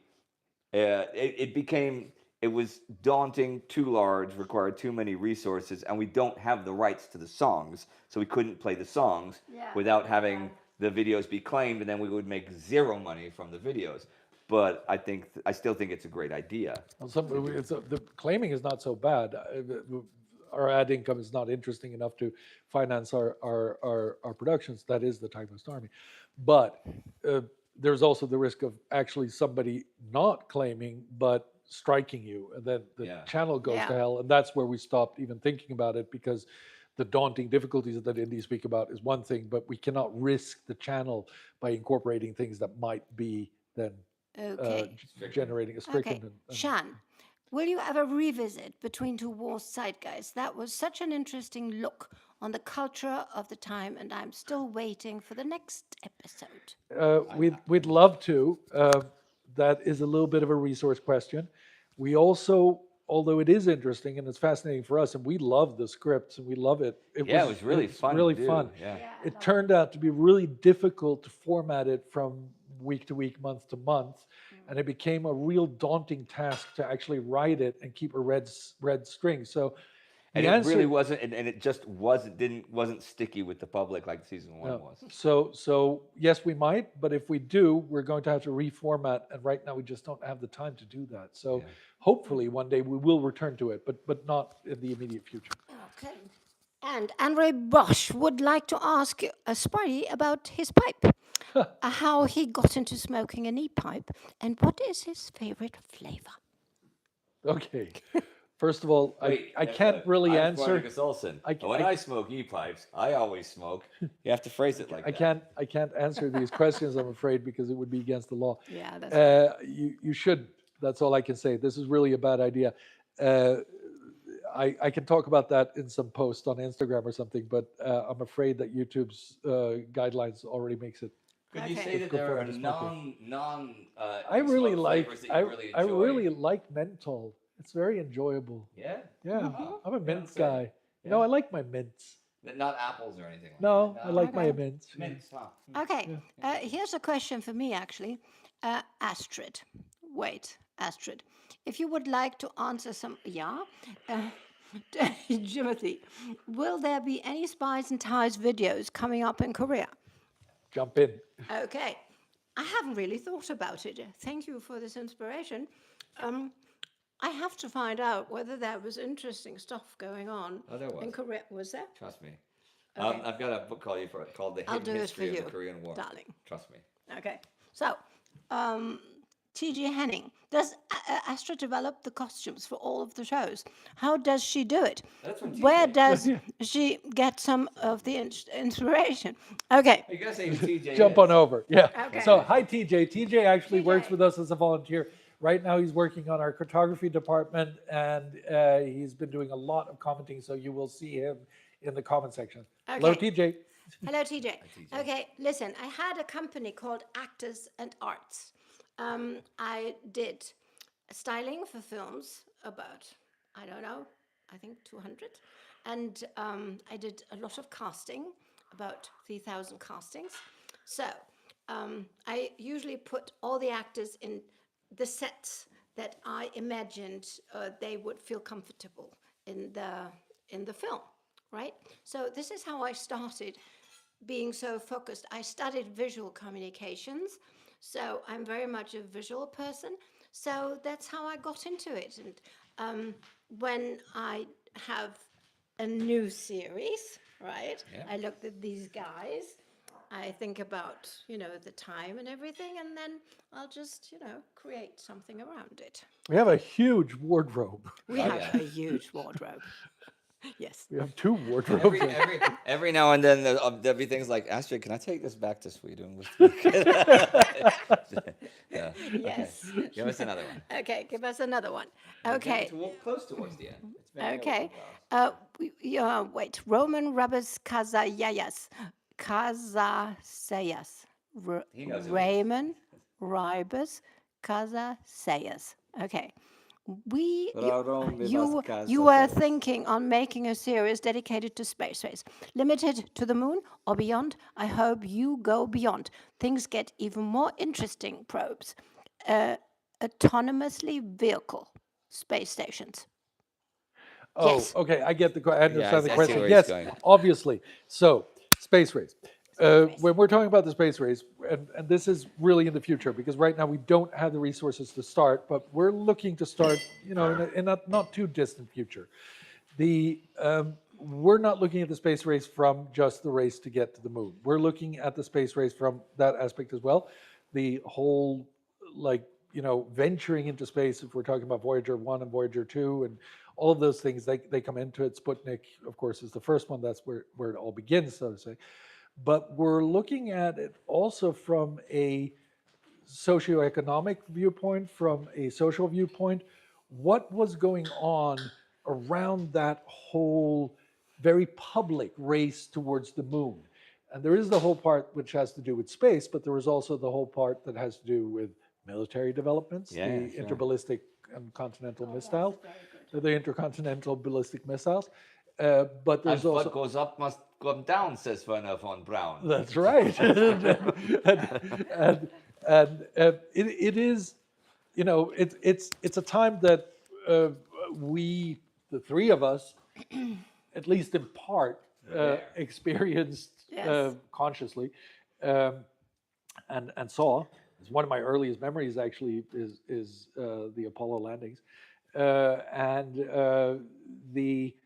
that makes it really close to us, and it's really cool because we are basically the children of the space race. Yes. And I look forward very much to covering Yes. that. That'd be- yes. Especially to use it as an idiom for the culture wars. To use it as an idiom for the culture wars. The space race series, particularly the first couple seasons, could really explode in a bunch of directions.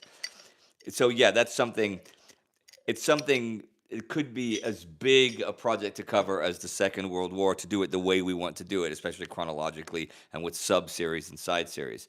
That might be the next thing like that, but that's going to take time before we can get it together. Yeah, we got to develop it first. Joe Bradley, he says, congrats on such a momentous achievement. I discovered this channel a year ago when one of your videos hit the front page of Reddit and have been hooked ever since.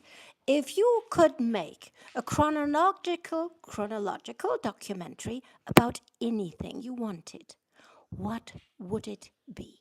What would it The be? funny thing is, we can theoretically make a chronological documentary about anything we want, since we have a production company. So, but like as we said with the American Civil War, something there's prohibited. We could do a shitty version of that. So, I have an idea that I was thinking of a podcast thing, but it might be better as a video series, which I'll do in a couple years when I have more free time and stuff, that follows the dead ball era in American baseball in the National League from 1901 to 1920, and the American League from 1903 to 1920, but follows it of the 16 teams there was. It's 16 episodes, and it's each team's like World War II, let's say the Chicago Cubs, who were also called the Orphans at the time. It's 1901 to 1920, but it follows them. It would be like a half an hour of just the Cubs' fortunes, but each episode ties into each episode because, of course, the teams all play each other all the time. So you get to see certain players moving from teams, and you get all the Hal chases and stuff. So I don't need to do separate bios. I know how it would be constructed in my head. It would be like 16 30-minute episodes.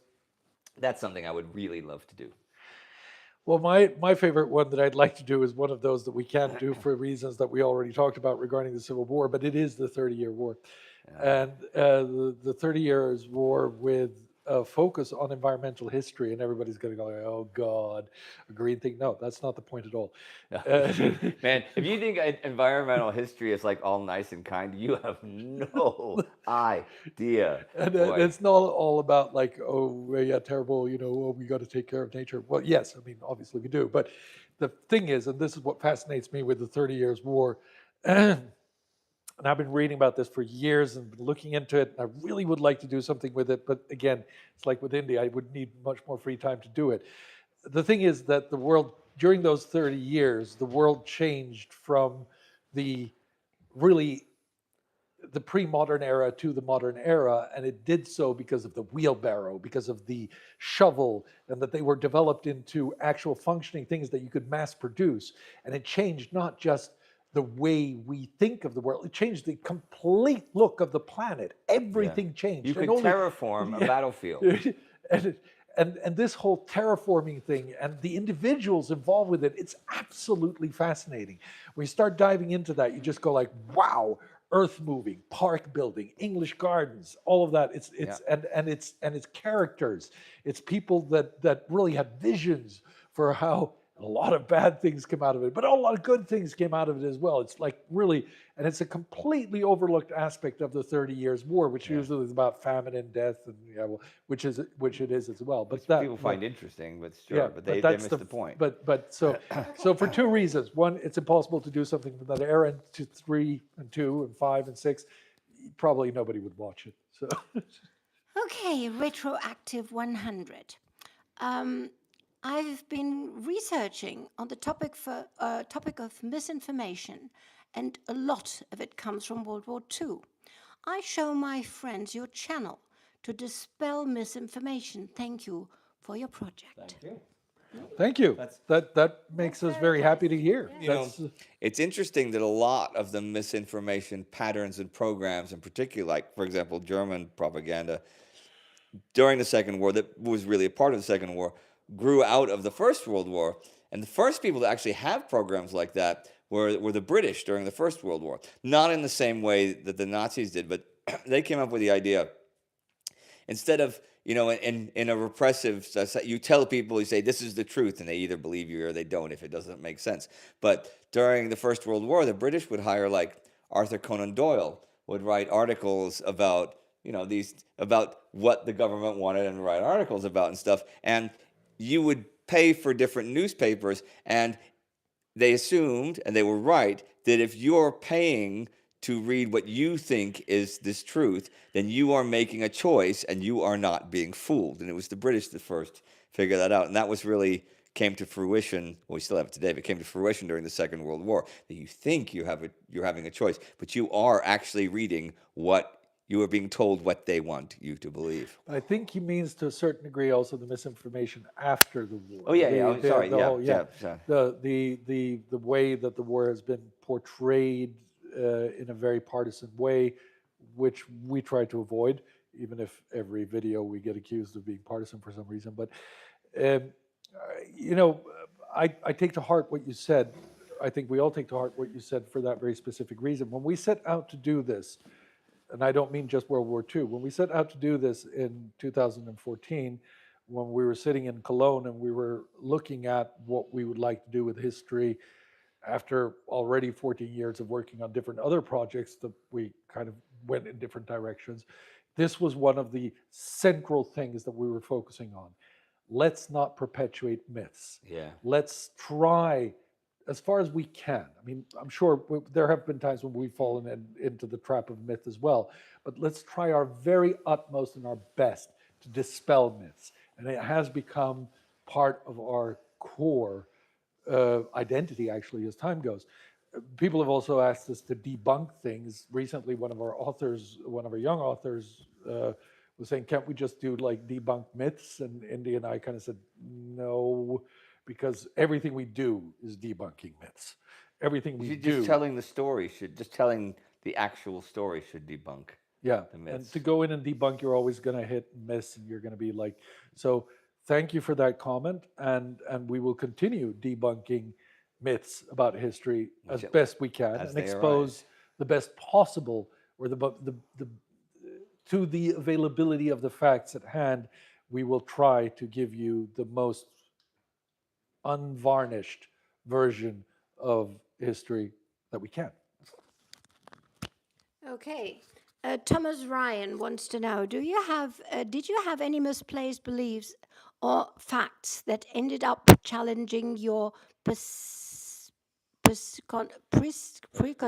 preconceived notions while researching of any of your projects? I think no, not for the Second War, because I think after the First World War, I realized that I can't have preconceived notions going into researching the different battles and chronology and especially the geopolitical stuff on the timelines, because there's so much undercurrents and so much going on to sort out. I can't think, wait a second, this flies in the face of all I've ever believed. No, I can't. I learned that from the First World War. It's stupid. You have to be not a blank slate. You have to know what happened, but you can't especially allow what you want to believe to be true. And that's and I'm not going to name any names. There's some awesome history channels out on the internet, out on YouTube. There's also some channels that have a preconceived notion of things and then reverse engineer to support that preconceived notion of things. Crime That would be against humanity. really easy to slip into. What? It's a crime against humanity. Yeah, well, we have a war against. Oh wait, I see what you did there. So. No, that would be easy to do, because you can. We're historians. You can always cherry pick and twist and say, oh, he said that on the 5th, so that means this. No, I think I've been quite good at being open to. Okay, that dog disagrees. I knew I was going to say something. The dog was going to say. Can you take care of the dog? I call bullshit. Get him out. What's the matter? There's another dog out there. Or a fox or something. Okay. Yeah, well, first of all, what? Do we have, how many questions can we do? We can do a few more. We can do a couple more. I have to agree with Indy to begin with. That's number one. I would add what I said earlier. There were things that, not preconceived beliefs, but things that I was just like, that's sort of something I thought. And then I realized while doing it, oh, well, it was different. That's cool. Like, for instance, the Gestapo didn't treat the Germans as badly as I had thought. But that's not a preconceived notion. That's just something I didn't know as well as it was. However, I would say, and this I found really interesting during the whole series, that we got accused, especially I did, Indy as well at times, we got accused of trying to do exactly that and trying to engineer backwards what we wanted to believe, especially where you're talking about the bombing war in Europe. Yeah, because we said things that people don't believe. Yeah, and they don't like to hear. And then there was like, you're just trying to like shoehorn your beliefs. And it's like, no, I'm reporting on it. It's not my fault that, specifically Bomber Harris, in the face of evidence, did something really stupid. That's not my fault. I didn't even say that he did something stupid. I just reported what he did, and you found that horrendous, and now you're accusing me of painting him in a bad light. And I'm like, I can't change what he did, and I can't tell you something different. It's what happened. So it's quite interesting to see how, when you do tell the unvarnished version of the story, those who do have preconceived beliefs get really upset at times. You should go back to the January 6, 1945 episode and look up in the comments some accusations that were leveled at me about my treatment of Bernard Montgomery. Read my response. I still remember. Read my response. It was January 5th or January. I think it was January 6th. January 6th, 1945. That was one of my best pieces. Astrid wants to make a book of our worst burns. Yes, I won that discussion. So. I remember exactly what episode, and it was Bernard Montgomery. Okay, what is your guy's favorite beer? Wow. Okay, Mine is Guinness. Now you gotta ask. Now we're talking about situations, right? My favorite. There's no situation. No, my favorite German beer. I like Augustiner. Okay. Like Augustiner very much, but I don't always want an Augustiner. Sometimes I want, in winter, I want something heavier. I want like a Murphy's Red or something like that. Okay. So, and if I'm in Mexico and it's really, really hot, I want one of the super wet things like a Modelo or something. So, right? Fine. So there's situations where you want different things. Okay. Yeah, I can't subscribe to that. Hands down, best beer in the world is a local beer from where we have our studio in Austria. Okay, yeah. Which is a Märzen, which is a kind of ale, but it's really both good. bitter and sweet at the same time. It's really great. And the Zillertal, which is the next valley over from where we have the studio, there's a brewery there, a local brewery, and they make the best Märzen in the world. Hands down, the best beer in the world. It's actually, I've almost stopped drinking other beers because it's just so good. Hey, you guys, here's something you don't know about me. Most of you don't know. Some of you know. My wife knows. Like I said, I did voiceovers for many, many years, and I still do. Actually, did a Max commercial the other day. Oh, you did? It was quite good. Very funny.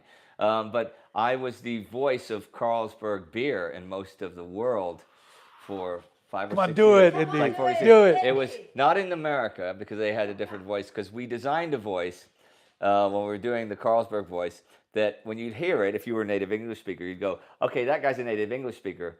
If you were English, you go, he's a native English speaker, but he's not from England. If you're American, say native English, but he's not from England. Not from America. Australia would say not from Australia. So the whole Carlsberg voice was always, Carlsberg, probably the best beer in the world. Carlsberg don't do flatmates, but if we did, they'd probably be the best flatmates in the world. So that paid for like 5 years of my life doing Carlsberg voices, like 5 commercials. So, did we have one more, or how we were running? Yeah, it's past 10 o'clock now. For all 3 of us. Question for all 3 of us. Oh wait, here. What was one small decision? What was one small decision or action by someone early in the war that later had a greater impact in the war than you realized? Okay. Okay. You want to answer first, Astrid? Do you have Yeah. one? No. Do you have one? Okay. I might. Okay, Answer go. first, No, you go ahead. No, you go. I don't have one. You don't have one. Okay. A small decision that had a huge impact, actually in Astrid's field, is the decision to pack into your pocket the whole list of SOE agents when you're going to meet somebody who has promised you to betray the Germans. I'm talking about the Venlo incident. Yeah. That's a good. That's a really good one. It is, Damn, but, I'm not gonna have a better but I one mean, than that. Venlo, wow. I mean, it's terrible, of course. I'm laughing right now, but it's not funny at all because we're talking about the deaths of hundreds of people that came out of that. And not only the death of hundreds of people, but also basically crippled the Allied counterintelligence effort for months and had real dramatic effects. That in was the so field. stupid. It was so stupid that it was painful. I mean, it had effects all the way down to North Africa. It was just really a terrible idea. Okay. I don't have a good one. Okay. You know it's gonna snap. Yeah. Okay. So, Indy, as a big baseball fan, what do you think of cricket trying to come to USA? And have you ever watched or enjoyed cricket? I like cricket very much. Last summer, June 2023, I was in London, and I was there to watch a baseball game that St. Louis, Chicago are playing regular league games there. But while I was there, I did see Surrey Middlesex at the Oval, which was the first time I'd seen a live cricket match since the 80s, because my English uncle used to take me to cricket matches when I was a kid. And I think it's great that it's breaking into the States, particularly in Texas. It's really in Texas that it's taking off. There's a lot of Pakistani and Indian people there that have started the league and stuff. And it's really, and people go to the games. Thousands of people go to the matches. It's the short form. It's not 3-day test matches. But I think the short form is really fun. And it was, I mean, the Surrey Middlesex thing was super exciting too, when, you know, with to get 250 on 20 overs to come back and win. I won money on that game. I bet when Surrey was up 252 to nothing before, you know, when they changed over, I bet that they were going to come back. Yeah, but I like cricket a lot. I've never played cricket though. I know the rules. I know how to play, but I've never actually played. So I'm willing to. Okay. Here you go. So the next question by Ben is, what is your favorite movie? Oh. Okay, so mine is Oppenheimer, because I've done so much spying for the atomic bomb in my series Spies and Ties that actually this bounds all together, and I love this film. I saw it 3 times now. Yep. Okay. When someone asks Sparty and me that question, since we were born in 1967 and 1968, what they're really saying is, what is your favorite movie other than Star Wars and The Empire Strikes Back? Yes. Right. Other than those, probably it changes, but I think Charade with Cary Grant and Audrey Hepburn, Walter Matthau, James Coburn. I've seen that at least a dozen times. That's boy, that's my kind of movie. And I think, like The Usual Suspects, is a darker noir kind of spin on that same sort of thing with the crazy twist, you know, at the end and stuff. I like films like that. And Superbad. I can't not put Superbad on my favorite movie. I see Superbad every year just to remember who I am. Same with Animal House. Oh, this is a difficult question for me. Out of the three of us, I'm the one who spent most time in feature-length production, You used to feature-length produce films. And I have a lot of passion for films. I think that today at 56, I look back at earlier years and I conclude that I'm not so moved by movies as I used to be when it comes to, I am emotionally, of course, when I watch them, but it doesn't change my life so much. And therefore, there are a lot of movies today that I love. I would agree with Astrid. Oppenheimer is a fantastic movie. There are a lot of other World War II related movies that I think are great. You know, I'm not going to start counting them up. But there are a few movies that really changed my life, but that was back when I was younger. And so I can mention a few that really have changed the way that I see the world and I think of the world beyond Star Wars and Empire Strikes Back. Obviously. Going back, like really far back, Arsenic and Old Lace. Great Completely movie. Changed my understanding of too, comedy completely, Yeah. and changed my That's a my good one. view of acting and movie making in so many ways. Fantastic movie. Yeah. Citizen Kane.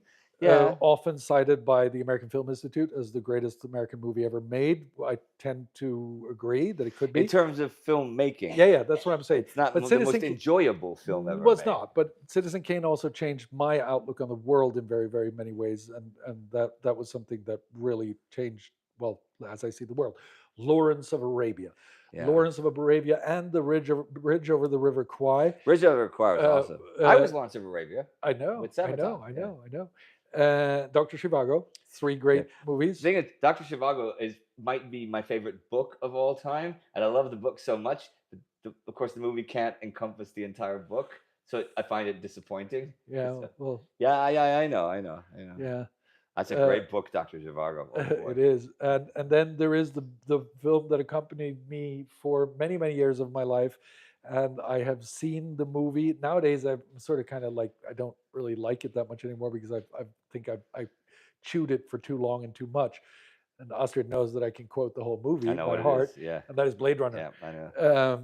And there's a funny anecdote there that I'm going to tell, and then I'm going to go to the next question, and that is about my brother, actually, who studied film at the film school in the university in Stockholm. And they had a lecture by David Gilliam, who made Brazil, and he made Brazil because Terry Gilliam. Did I say David Gilliam? Yeah. Terry Gilliam, who did Brazil because he couldn't do Blade Runner because Ridley Scott beat him to it. So my brother, in this seminar held by Terry Gilliam, asked him, he got during the Q&A session, he goes like, so Mr. Gilliam, I know that you wanted to make the movie out of Do Androids Dream of Electric Sheep, but that Ridley Scott beat so what do you think of Blade Runner, was his question. And Terry Gilliam kind of like leaned back and he was like, then he jumped forward, grabbed the mic on the podium, and he said, Ridley Scott is a whore. That was that. That's what we should have called this live stream, just to get everybody's attention. And a lawsuit. Okay, we have the last We have one question more, now. okay. We have the last question. All Do you guys have any World War II games you guys enjoy playing? Oh, boy. Okay, don't get me started. Oh, you got me started. Even starting in the 80s, I playing the original Axis and Allies. I think, other than Dungeons and Dragons, that's the greatest game ever made. I love Axis and Allies. I have not played against other people since writing and researching this series. So I assume that would make me better, but I was unbeatable at Axis and Allies. I mean, really unbeatable. It didn't, and some of those games would take 16 hours.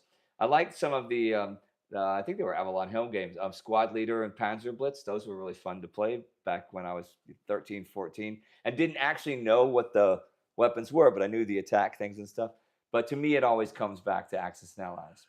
I have not played a World War II related game since 1999 and that was the last time I played the game that the only World War II game that I would really say is right up there with one of my favorite things to do, or was when I was younger and had the time to do it, and that is The World in Flames, which is insane. But I love it. Just the detail of it, like moving around all of the little pieces, the whole, and then also the path to war. You know what I just realized? They're probably talking about video games. Oh, they are? We're only like games. I'm like, we're just talking about board. I just automatically assumed Axis and Allies and stuff. And I went to World in Flames. For those of you who don't know, most of you don't know what that is. Axis and Allies is a fairly advanced that's very detailed. They've very, updated very, it. very complicated. It's still really popular. It's very complicated. Yeah. World in Flames is insanity. It takes several days to set up the board before you can even start playing. And it actually goes down to regimental level of movement worldwide. And it's insane. But it's really fun. But some of the Hearts of Iron, obviously, we did collaboration stuff with them, and their offices are near where I live in Stockholm and stuff, and their historians are really cool. It's fun to meet them and talk to them, and that's fun. What was it that just came out last year? The Isonzo game that what's the name of the company that did Verdun that I hung out with, both with the Great War crew and with the Sabaton crew. But Isonzo, Per and I we played that. We did a live playing of that. So Okay. that actually was quite good. It was really accurate for fighting in the Italian mountains. But having said that, that was the First World War. That wasn't the Second World War. Last question. Sure. Okay, very last, and then we say goodbye. So, what is the most funny, favorite related conspiracy theory about the Second World War? Most funny or most unbelievable? Most easily disprovable is that FDR knew about Pearl Harbor in advance. That I've done before. Look it up. Most funny. What's a funny conspiracy theory about the Second World War? Hitler being alive. Still, I mean, Hitler being alive in the 70s, that wasn't particularly funny. Hitler being still alive, yeah, that's pretty funny. That's pretty funny. I have a hard time answering that question because I really don't think that any of them are funny. Yeah. And the reason why I don't think it's funny is because World War II is the result of a conspiracy theory. And very good point. That kind of like means that any conspiracy theory that is perpetuated after World War II is a conspiracy based on a conspiracy. Yes. Wrapped in an enigma. Yeah, there you go. And so I find it always leaves me with a very, very bad aftertaste in my mouth when somebody starts relating conspiracy theories about World War II, because I'm like, oh God, you don't understand. This is all due to conspiracy theory. And if you don't understand what I'm saying, then start from the get-go and watch our content, and especially watch the video that I did called The Real Reasons for World War II. Which is not a conspiracy theory. It is not. And it's not an exaggeration, and it's really, really simple. World War II became a world war because the Nazis believed in a conspiracy myth about a Jewish conspiracy to dominate the world. It's a lie. It's terrible. It goes back thousands of years of anti-Semitism, and it's easily disprovable. But this conspiracy myth is what made several wars into a global war. And it makes me angry when people then spread conspiracy myths about the conspiracy myth. Okay, well, Astrid's gone away. We're going to go away. Well, I should come here and say. Other than, I'm not going to thank you for 6 years in one day. I'm going to go back to what I said at the beginning and thank you for 6 years exactly of World War II, depending where you are in the world you are. I trust you will all watch The Rise of Hitler, the first episode that comes out the 7th. Is that it? 7th, yeah, this coming Saturday. Oh, okay, Saturday. Okay. Cool. Oh no, coming Saturday. Whatever the 7th is. And you'll continue getting our other stuff and go and watch Korea and keep questions coming. And even in the comments and stuff, I don't mind the personal questions. I find them fun, actually. Yeah. So I agree. And I cannot say how much we love you all for letting us do this for 6 years, for 10 years, for letting us do this for 6 years. I don't know if you saw that I was a bit emotional at the end of the. We all were, Indy. It was hard to hold it in. there were. I remember when I finished writing the last episode, I was just sitting there going through that. I sat there for like 2.5 hours in my office, just going through stuff and just sitting there. I cried a couple of times, thinking, it's over. I think The we biggest should. project I've ever done in my whole life. I think it's very much on that note. It is important, at least, well, to all three of us, I think, although you don't know what I'm going to say, but to give a shout out to Irina, who edited that That last episode, yeah, she did a great job. And I'm sorry, Irina, if I'm overstepping here, but I think it's really essential to tell the story. Irina was editing that episode in Ukraine while the Russian bombs were flying over her head. Yeah. And She said it's very surreal to be editing while there are bombs exploding around you. You can hear them.